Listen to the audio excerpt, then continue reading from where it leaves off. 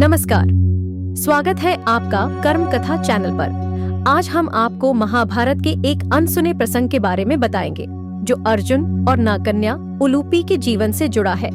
यह कहानी न केवल रोमांचक है बल्कि हमें धर्म, निष्ठा और प्रेम की गहरी सीख भी देती है। तो आइए शुरू करते हैं यह रोचक कथा। अर्जुन की चौथी पत्नी का नाम जलपरी नागकन्या उलूपी था। उन्हीं ने अर्जुन को जल में हानि रहित रहने का वरदान दिया था। महाभारत युद्ध में अपने गुरु भीष्म पितामह को मारने के बाद, ब्रह्मापुत्र से शापित होने के बाद उलूपी ने ही अर्जुन को शाप मुक्त भी किया था और अपने सौतेले पुत्र बभ्रुवाहन के हाथों मारे जाने पर उलूपी ने ही अर्जुन को पुनर्जीवित भी कर दिया था। विष्णु पुराण के अनुसार अर्जुन से उलूपी ने इरावण नामक पुत्र को जन्म दिया। इसी इरावण को भारत के सभी हिजड़े अपना देवता मानते हैं। उलूपी अर्जुन के सदेह स्वगारोहण के समय तक उनके साथ थी। माना जाता है कि द्रौपदी, जो पांचों पांडवों की पत्नी थीं, एक साल के समय अंतराल के लिए हर पांडव के साथ रहती थी। उस समय किसी दूसरे पांडव को द्रौपदी के आवास में घुसने की अनुमति नहीं थी। इस नियम को तोड़ने वाले को 1 साल तक देश से बाहर रहने का दंड था। अर्जुन और द्रौपदी की 1 वर्ष की अवधि अभी समाप्त हुई थी और द्रौपदी युधिष्ठिर के साथ का 1 वर्ष का समय शुरू हुआ था। अर्जुन भूलवश द्रौपदी के आवास पर ही अपना तीर धनुष भूल आए, पर किसी दुष्ट से ब्राह्मण के पशुओं की रक्षा के लिए उन्हें उसी समय इसकी जरूरत पड़ी। अतः क्षत्रिय धर्म का पालन करने के लिए तीर धनुष लेने के लिए नियम तोड़ते हुए वह द्रौपदी के निवास में घुस गए।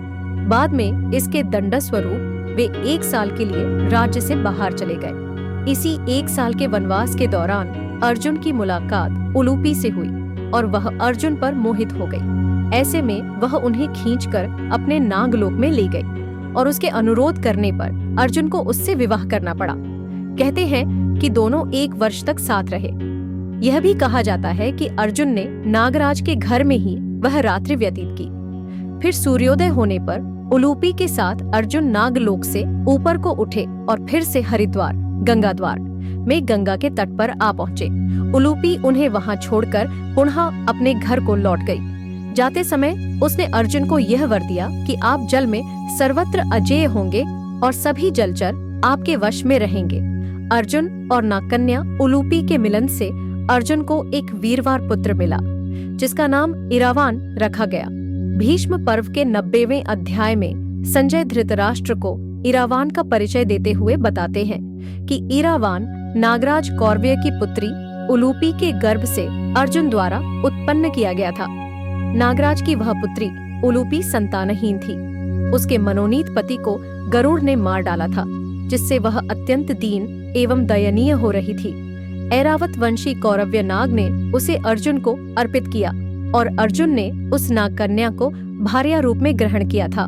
इस प्रकार अर्जुन पुत्र उत्पन्न हुआ था। इरावान सदा मातृकुल में रहा।